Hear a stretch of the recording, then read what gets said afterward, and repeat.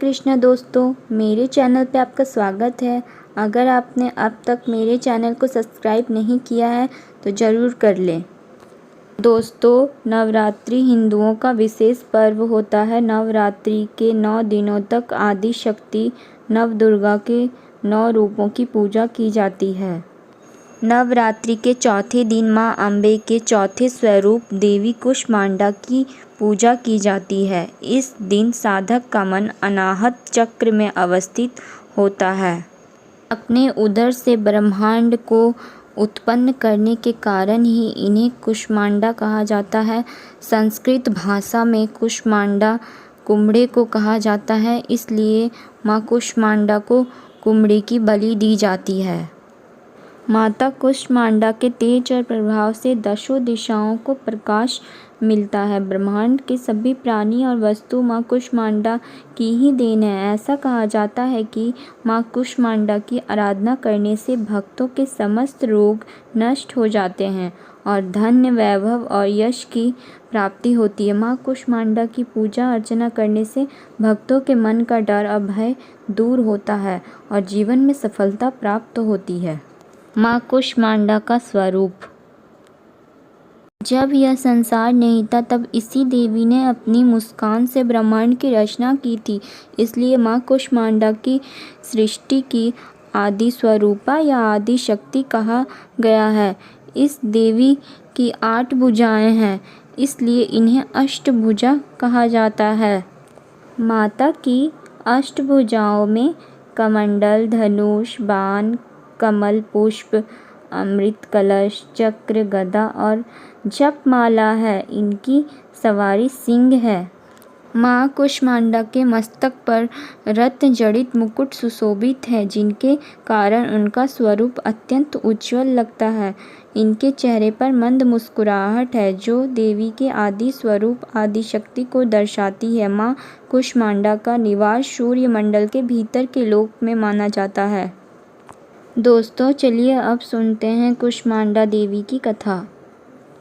पौराणिक कथाओं के अनुसार एक समय ऐसा था जब यह सृष्टि नहीं थी। तब चारों तरफ अंधेरा ही अंधेरा था।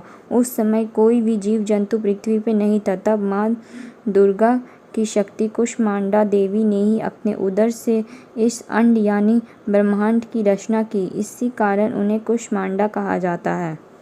शास्त्रों में उल्लेख है कि मां कूष्मांडा ने अपने मंद हास्य से सृष्टि की रचना की थी। उनके पास इतनी शक्ति है कि वह सूरज के घर में भी रह सकती हैं। देवी कूष्मांडा सूरज के ताप को भी सहन कर सकती हैं, इसलिए मां कूष्मांडा उपासना करने से भक्तों के जीवन में नई ऊर्जा उत्पन्न होती है और साधक को सभी प्रकार की शक्तियाँ प्राप्त होती है। अब जानते हैं मां कूष्मांडा की पूजा विधि।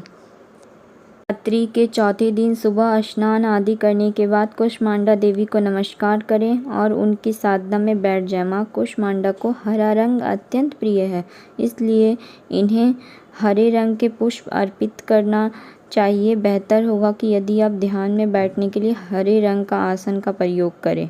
देवी को धूप दिखाकर फूल, सफ़ेद कुमड़ा, फल आदि का भोग लगाएं। मां कूष्मांडा को मालपुए बहुत प्रिय हैं, इसलिए नवरात्रि के चौथे दिन उन्हें मालपुआ का भोग लगाया जाता है। मां कूष्मांडा को प्रसन्न करने का मंत्र है, या देवी सर्वभूतेषु मां कूष्मांडा रूपेण संस्थिता नमस्तस्यै नमस्तस्यै नमस्तस्यै नमो नमः। पूजा करते हुए आप देवी के इस सरल मंत्र का भी 108 बार जाप कर सकते हैं। ओम देवी कूष्मांडाय नमः। घी व कपूर मिलाकर अंत में मां कूष्मांडा की आरती करें। दोस्तों, आइए सुनते हैं मां कूष्मांडा की आरती। आद्य शक्ति कहते जिन्हें अष्टभुजी है रूप, इस शक्ति के तेज से कहीं छाँव कहीं धूप। कुम्भड़े की बलि करती है तांत्रिक से स्वीकार, पेठे से भी रिझती सात्विक करे विचार। क्रोधित जब हो जाए या उल्टा करे व्यवहार, उसको रखती दूर मां पीड़ा देती अपार। सूर्य चंद्र की रोशनी यह जग में फैलाए, शरणागत की मैं आया तू ही राह दिखाए। नवरात्रों की मां कृपा कर दो मां, नवरात्रों की मां कृपा कर दो माँ। जय माँ कुष्मांडा मैया, जय माँ कुष्मांडा मैया।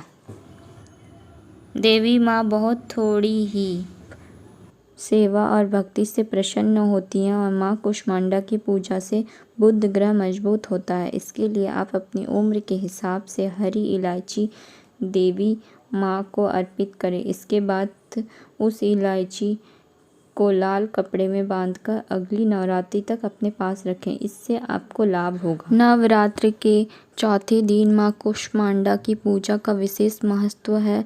माँ कुष्मांडा के तेज और प्रकाश से दसों दिशाएं प्रकाशित हो रही है। ब्रह्मांड की सभी वस्तुओं और प्राणियों में स्थित तेज इन्हीं की छाया है। माँ कुष्मांडा की उपासना से भक्तों के समस्त रोग शोक मिट जाते हैं। इनकी शक्ति से आयु, यश, बल और आरोग्य की वृद्धि होती है।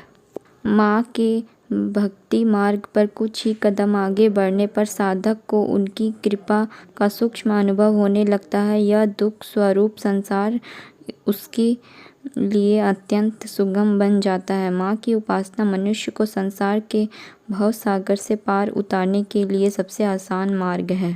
सच्चे मन से हुई सेवा और भक्ति से ही यह देवी प्रसन्न होकर भक्तों को सदा सुखी रहने का आशीर्वाद देती हैं।